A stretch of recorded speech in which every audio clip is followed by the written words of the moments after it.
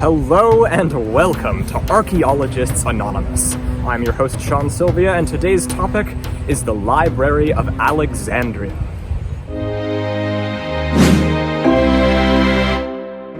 We essentially have our own equivalent to the Library of Alexandria here in D.C. It's the Library of Congress. The Library of Congress's mission is to house all of the works that are important for this country, its history, and its culture. The Library of Alexandria was also trying to collect a lot of the written works at the time, and its goal was to collect all of them. I'm the Glub-Glo-Gab-Gala. I love books. They wanted to get as many scrolls as possible in the Library of Alexandria, and we'll get to why in a moment. So, let me take you back to ancient Egypt around 2,300 years ago. Enter Alexander the Great. He's just conquered Egypt, and after Alexander dies, Egypt is controlled by one of Alexander's subordinates, Ptolemy, and this starts the Ptolemaic dynasty in Egypt. So the Library of Alexandria was, of course, built in Alexandria, Egypt.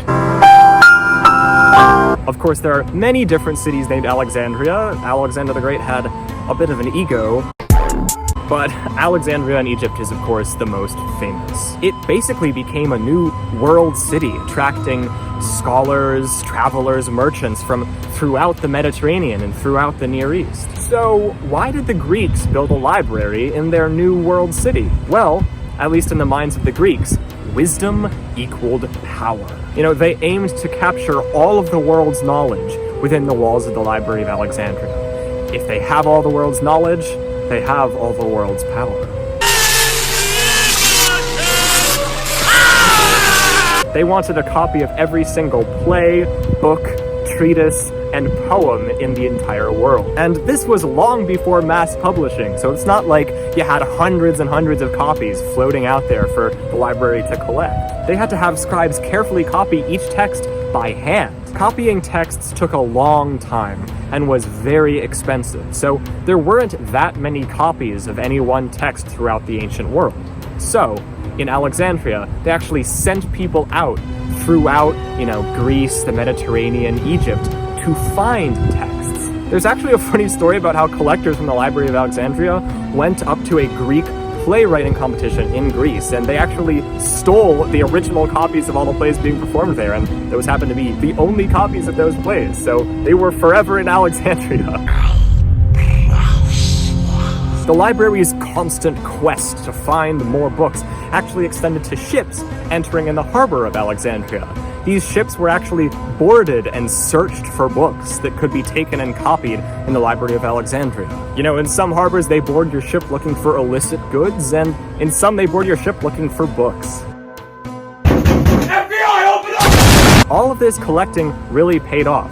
We estimate that they had as many as 500,000 unique texts in the Library of Alexandria, which is incredibly impressive. So, how did they manage this huge collection of books they had amassed? They actually developed a very complex book cataloging system, which is an ancestor of the cataloging system they use here at the Library of Congress. All of this accumulation of texts led to an explosion of knowledge.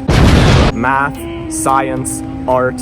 It was in the Library of Alexandria that the Hebrew Bible was first translated into Greek. So, we know a lot about the cataloging system, how they collected books, but we actually don't really know what the library looked like. There are some theories based on temple architecture, some based on theater architecture, buildings with porticos, but we're not really certain just what it looked like. We can't know for sure. We do know, however, that it was destroyed.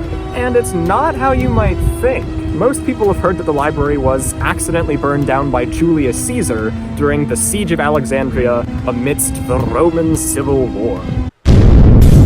Caesar set a fire in the harbor for tactical reasons, and it seems that the fire got out of hand and spread to nearby buildings. It's unclear whether the fire affected the library itself, or maybe just a warehouse by the sea that housed some of the books in the collection that couldn't fit in the main library building. But either way, there's evidence that the library either survived intact or was quickly repaired or rebuilt. It was not this Julius Caesar fire that led to the destruction of the library. We actually have records of the Roman Emperor Claudius adding an extension to the library 100 years later. Claudius was a humongous nerd, so it's not a surprise that he added an addition to a library. However, under Roman control, the Library of Alexandria diminished in reputation. Different parts of the empire were becoming the intellectual hubs of the day.